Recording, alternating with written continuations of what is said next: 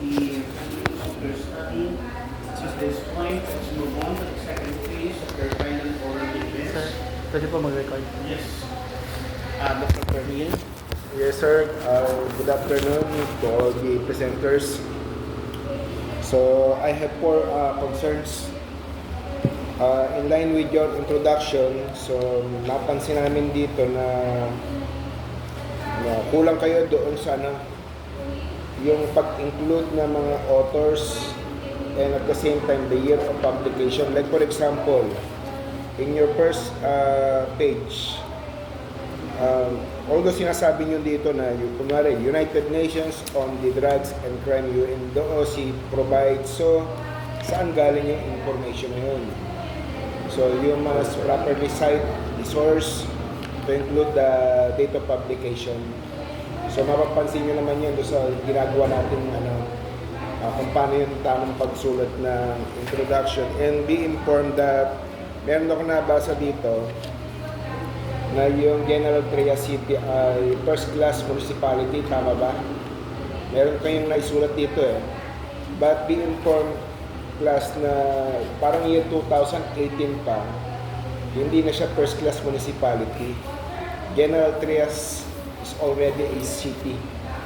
Kaya nga meron tayong General Trias City, General Trias Component City Police Station, Component City, hindi na siya first class municipality. Then, third observation, mostly doon sa inyong result and discussion, although isang table lang yan, bilangin nyo kung ilang beses nyo ginamit yung phrase na chi-square. So, pwede nyo namang i-rephrase yung paragraph to make your result and discussion more interesting, lalong-lalo na sa mga readers, para hindi nga pagsawaan ito din yung laman nito. So, pwede nyo siyang i-rephrase. Then, last, although nag-cite kayo ng source of your study, ito, meron akong binulugan dito sa last portion ng result and discussion. Nilalagay niyo yung studies do sa pinaka last sentence. So dapat yan, halimbawa, study shows conducted by Aragones 2022 reveals that. Hindi nyo kailangan ilagay dito sa ilalim yung buong source na yan, kundi you must include in the findings of your study. No need to include also the page kung saan libro nyo kinuha yan. So dapat makikita dyan yung yung pinaka, kasi we are following the APA format, especially in the citation. So, yun lang naman yung concern ko about your thesis. Yes, sir. Thank you, Dr. Perniel. Dr. Mamigo. Thank you, class. Thank you, Presenter, sa inyong magandang study, no? Balik ko na tayo sa introduction, no?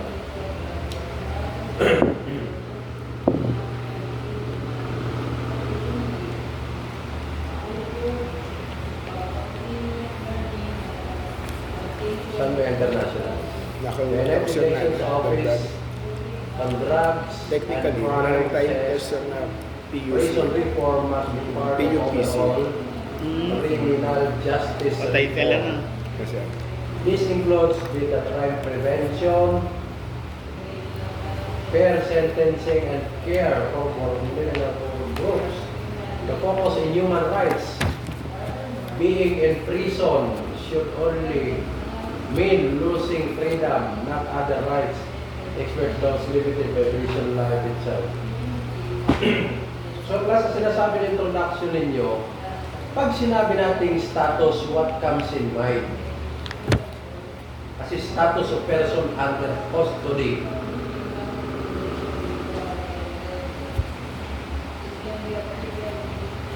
Nabanggit nyo, health, social status, spiritual. Okay, no? So kasi ang tinutumbok ng study, may pinaka-importante. Ikaw nag-duty ka ngayon sa city jail. Magdamag, ikaw dumuting. Alam mo COVID-19.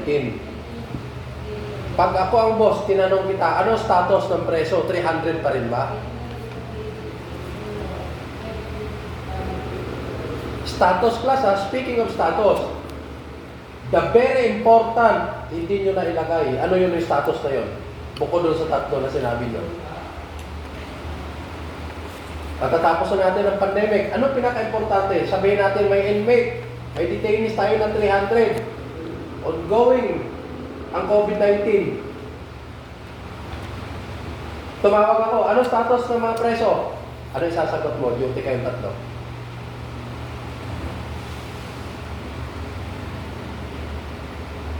Kayong tatlo, ano agad ang isasagot nyo? Sir, may sipon dito, sir, may umo dito, sir, may tumae. Ano pa ang pinaka-importante doon? Kung maraming kaya ng pinahawakan sir. Status class. Anong status ng detainee natin? Pangkalahatan, napaka-importante. Ako, magtatanong ako.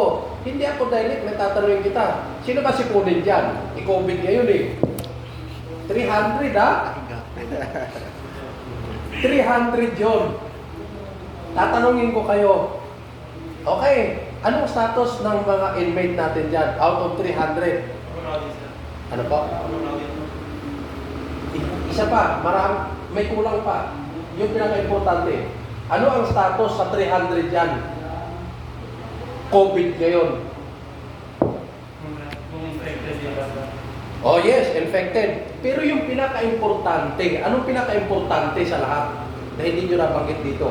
Speaking of status, of person, no? Status of person. We are talking about between life and death.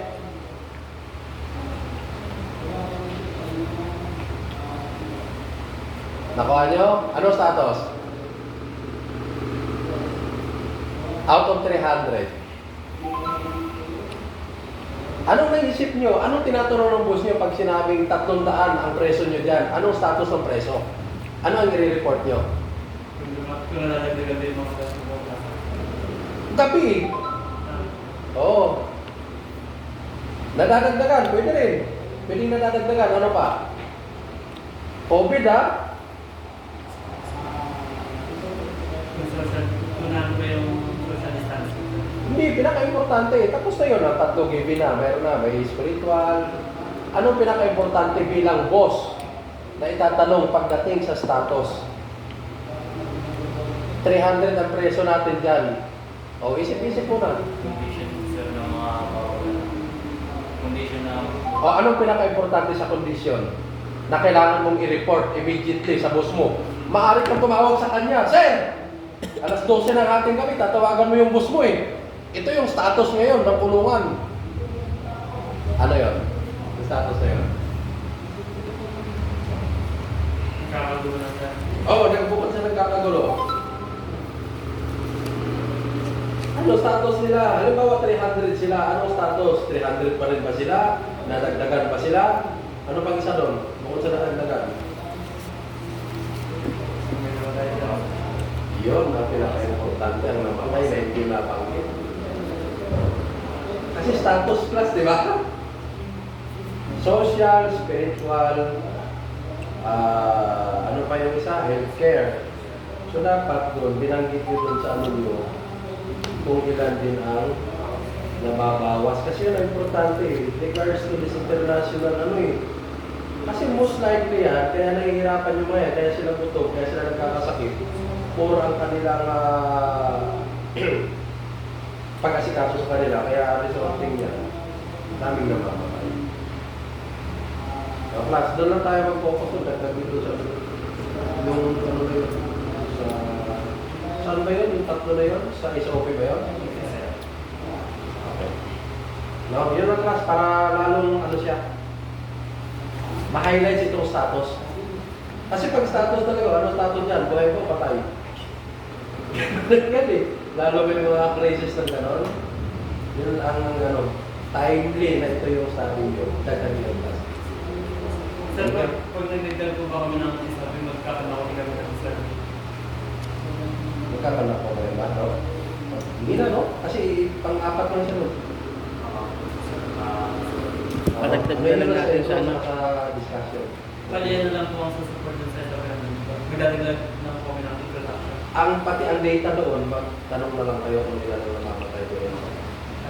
Yun na lang ang idadami para, siyempre, tunay ang mga ano. Yung mo lang po, Kuya Sir, makakakuha kaya sila ron? Na ano po? Yung mga namamatay? Makakuha naman ho. Kaya lang ho, kailangan mo talaga mag-request. No? Request letter. Kasi baka hindi natin kasi alam yun naging source of death din nila kung COVID related kaya namatay sa napatay ng kapwa nila ano, which is under investigation. O kasi pag status mo, ito ang mag-highlight sa iyo na, ano, status ng ano eh. Kasi hindi nyo nabanggit dito, yun ang pinaka-importante kasi. Doon sa tatlo na yon.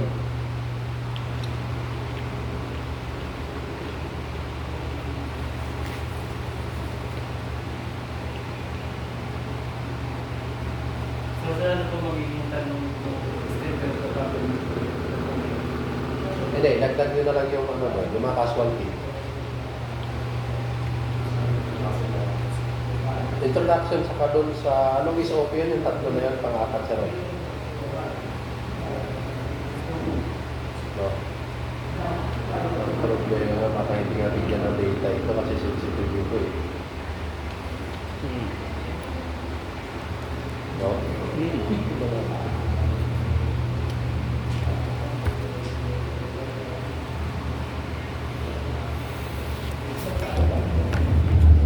Tsaka ano nga pala, yung title ninyo,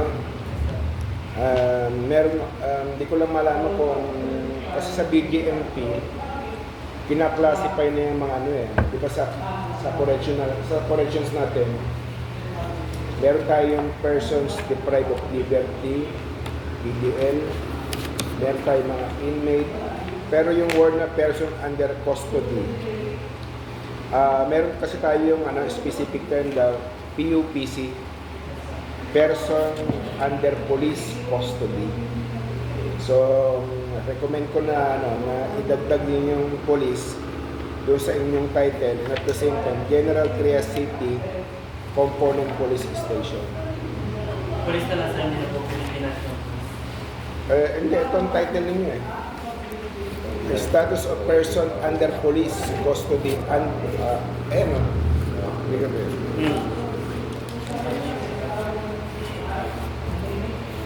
Tapos General Trias City Component.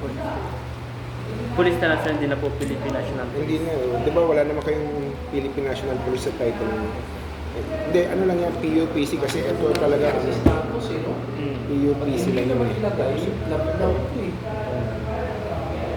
Hindi mo lang ilagay yung mga records na mga namatay. Ano kaya? Ang lagay na lang yun sa ano, limitations.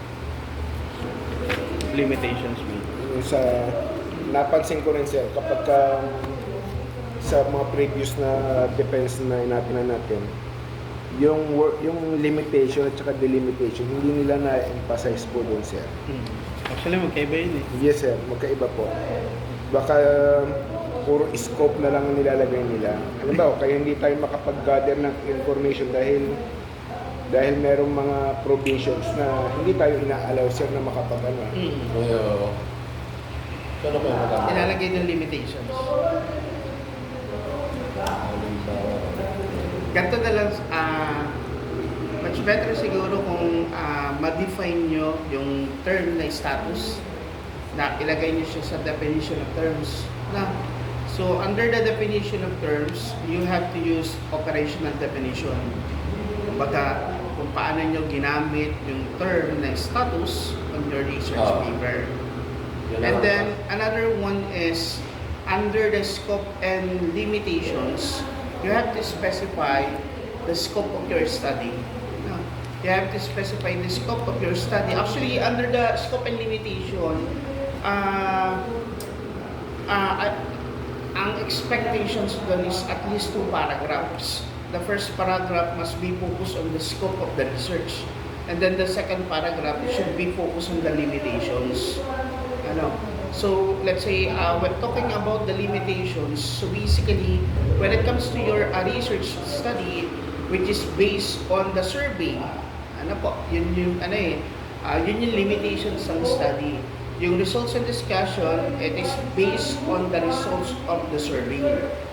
Diba? So, other than that, wala nang ibang angle na tinignan, hindi na nag-conduct ng interview, hindi na nag-conduct ng focus group discussion.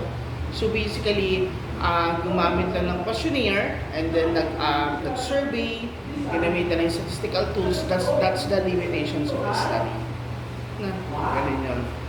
So hindi na ito magkandak nun. Hindi namin, ano na lang natin yan. Okay na yung class, wag na yung status doon kung may namatan. Mahirapan kayo maka-access to na lang ito eh. Ano nyo na lang na under na lang siya ng, i-define nyo sa definition of terms, ano yung status. And then under ng status, under the definition, kung paano nyo siya ginamit yung term. Ano? Okay. Proceed tayo. Okay.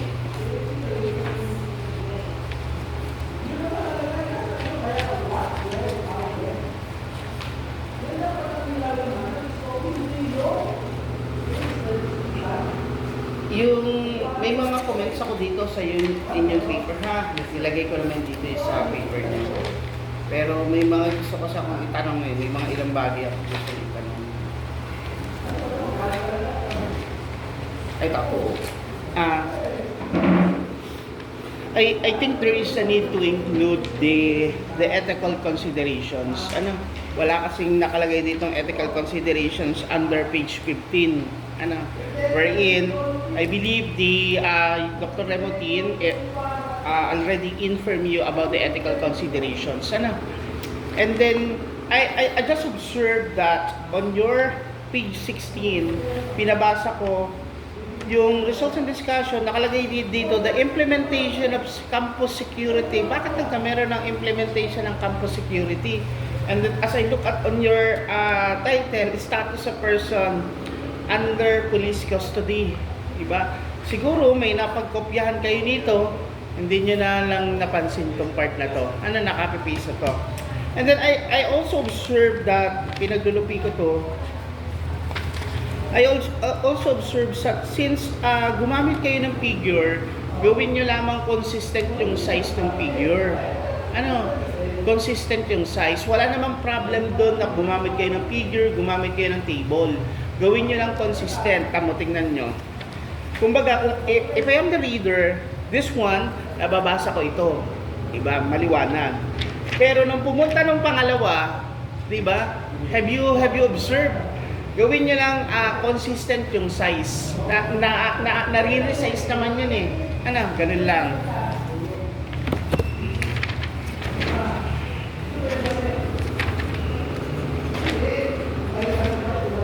Even this one. Di ba? Okay, actually guys, this is me, same observation doon sa nakalipas sa dalawa nag-present kanina. As I look at on your statement of the problem number 2, ang pinakang na-present ko lang kasi ay summary.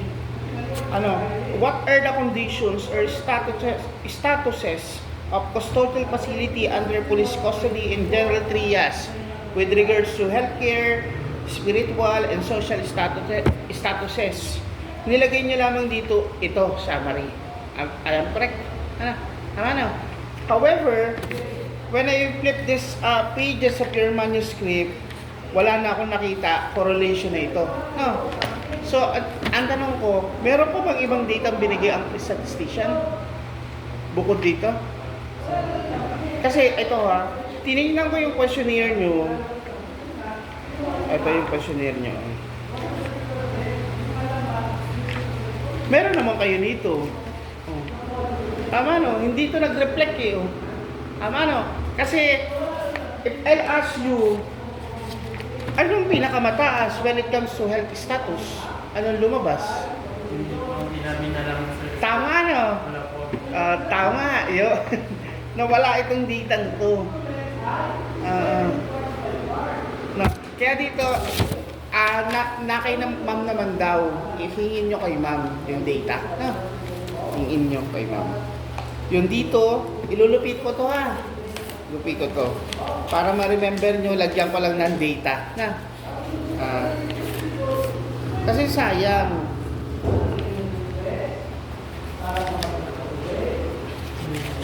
Yan.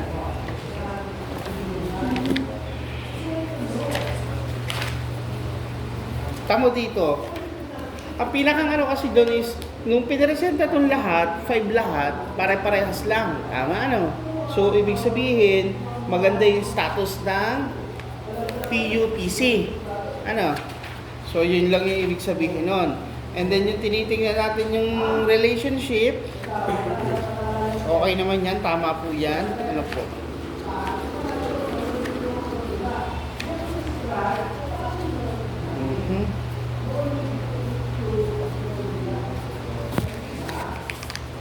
Tsaka pag nagsasite kayo ng author, yung in-text citation, tapos out-text citation, huwag nyo nang isama yung ano, halimbawa, De La Cruz 1, De La Cruz J, huwag nyo nang isama yung J. De La Cruz J na agad. Surname na. Surname na agad, tapos ano na agad, ano? May napansin ako eh. Kaya napadagdag.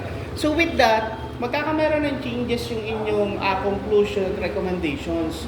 Kasi hindi napasama yung tatlong to eh. Kasi kapag tinanong ko kayo, anong health status ng PUPC? Di ba hindi nyo masasagot? Pag tinanong ko kayo, anong spiritual status nila? Ipe-present nyo sila in a separate table. Ano? Magkakaibang table. And then even sa social status, wala din. Ha? Okay, may nakalagay dito ano daw eh, meron daw individual grade daw eh. May nakalagay dito eh. Isa-isa tayo ha, isa-isahin natin. Francisco? Okay. Mr. Francisco, can you explain to us the significance of your study?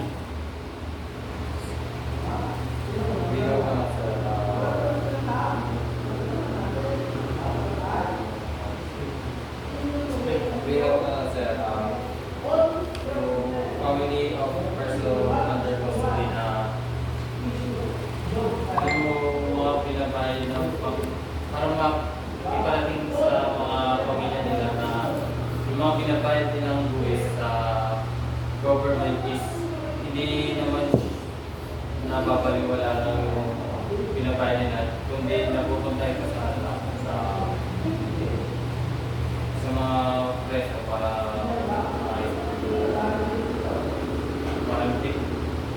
pinigilin ko na mga needs ko na mga preso. Yun na yan.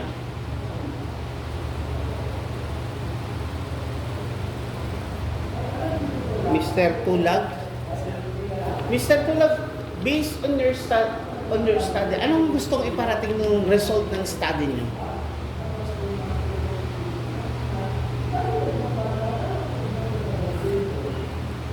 Sabi dito, di ba lahat matataas ano? Health status. Ibig sabihin, maganda ang kalusugan ng mga PUPC. Tama? Social status, di ba? Ano pa yung isa? Health, social, spiritual, lahat matataas. Anong gustong iparating ng findings ng study? Para po ma-maintain po yung social status, para ma-maintain po. Yun lang? Mr. Lopez, same question. Kagaya ng kay Mr. Tulag. Anong gustong iparating ng findings ng study niya? So, pinaparating po nung study na ito na sa General Trias City Police Station, meron po silang kagandahan when it comes sa pagtrato sa mga PUPs po natin when it comes to spiritual, social, sa health status. Nakalagay yan doon sa paper niya? Based po dun sa... Based sa findings. Yes. Tama. Pero nakalagay yan sa paper niya. Nag-chat sir, kasi Ayun. kulang po yung... Inalagay mo yung sinasabi mo doon sa paper mo. Hindi ko lang nalagay sir, kasi kulang po yung binigay niyo. Ano? Ilalagay mo ha. Kasi, Oh, yun, naalala mo ba yan na? Tandaan mo yung sinabi mo kasi lalagay mo yun eh. Yes, sir. Oh. tunay yun. Pero naiingin ko ba namin yung sa stats yung... Meron yun, may data yun. May data yun. Kasi nabigay niya yung data niya eh. Hindi po yung hinaharap namin sa mga data. Ayun din Isa niya. naman dun sa- Hindi niya na binalikan si Sir Romete na, Sir, parang may nawawala. Doon na lang po kami mag- Hindi. Kasi may hirapan kayo mag-interpret at analyze kung summary na lang. Unless, otherwise, nandun, kapit niyo yung data. Pwede niyo i-present siya ng summary with, sa tulong ng yung data ang kapit niya. Na? Anong lumabas sa study niya? Aside pa doon sa maganda yung health, spiritual, social, ano pa lumabas? Anong na-discover nyo ba? Na-discover din po namin sa loob ng general TS. Mas marami ang lalaki sa babae. At medyo naging overcrowded na po sila kasi sanay po nung facility. Medyo... Ilan lang ba daw ang capacity ng General Trias? Ayun po. Ayun, kailangan makuha nyo yun. Kasi ilalagay nyo yun sa introduction nyo eh. Oo. Kasama yun. Diba? Ilalagay nyo yun. Doon pa lang sa introduction nyo na ang ano ba to? Ang General Trias City Police Station meron jail capacity na ganito lamang. However, at present, ganito yung kadami yung PUPC. Siyempre makakakuha po kaya kami ng data na Magre-request kayo. pero pag hindi po sila nag-agree sa... Ulit-ulit. Pag hindi po sila pumayag sa request. Pakapayag yun. May request kayo eh. Pag hindi pumayag, sama nyo sa remote eh. Oo. Idagdag niyo yung class yung sabi ni Doc, Kermil. Yung classification ng PUPC at saka detainee, may definition dapat kayo nun ha. Tatanda natin class ha. Tandaan nyo to ha, na idadagdag nyo to. Sa definition, bakit? Para ma-classified sila as person under PUPC, under police custody. What is the difference between PUPC and detainee? Okay, the difference between PUPC and detainee, PUPC is within the police custody, while detainee is within the Bureau of Jail Management and Penology custody. Okay? BGMP and police custody magkaiba. Anong pinagkaiba nila? Pag-file kasi ng investigator to court, to prosecutor, aantayin ang commitment order given by the court for them to transfer to BGMP. Kaya sila muna PUPC. So kaya yun ang i-ano nyo sa inyong definition. Nakuha nyo class ha? Tatandaan na ang PUPC at detainee iba. Ang BGMP kaya ibang unit yan sila at ang police custody sa police natin until such time na ma-release ng court ang kanilang commitment order. That's the time na i-transfer ng police sa BGMP facility. Okay? Sir, iba pa po ba yung person deprived of liberty, iba pa po ba kaya pares na po ng iba? Ang person deprived of liberty, Ginagamit na rin siya, Kuyang Sir, ng BJMP din. Pero PDL, parang sa correctional na siya, Kuya Sir, no? ano po, sa ano siya, cover siya ng BJMP pa rin. PUPC pa rin? o? Hindi, PUPC sa pagka naka-detain sila dito sa yung detainee kasi general term, Oo, detainee na siya. detainee ang Oo, sa ang kanila. PDL pala BGMP na yan na level. Doon sila naging PDL. Yun ang isa pang sa definition of terms. Balikan po. Idadagdag nyo yun. PDL, PUPC, detaining. No, kasi doon lang ang level, ang prisoner, hindi na. Kasi ano na yun eh. Correctional na yun eh. Huwag na yun. Tatlo lang. Ayan. Meron pa po. Okay na. Thank you. Congrats guys. God bless. Oh, hindi na kasi wala, abutin ka na siya pa. Hindi ka makikil eh. Sorry kasi maganda sana kasi alam mo pag status napaka-importante yun eh. Eh, ang problema, mahirapan tayo dun sa no? Dahil kung gusto nyo, mahirapan kayo. Okay na yan. Kaya na sabi na lang na, taga-picture. Oo, wag na yun. Yung sinabi ko na yun, yung ano yung may buhaya patay kasi matatagalan kayo.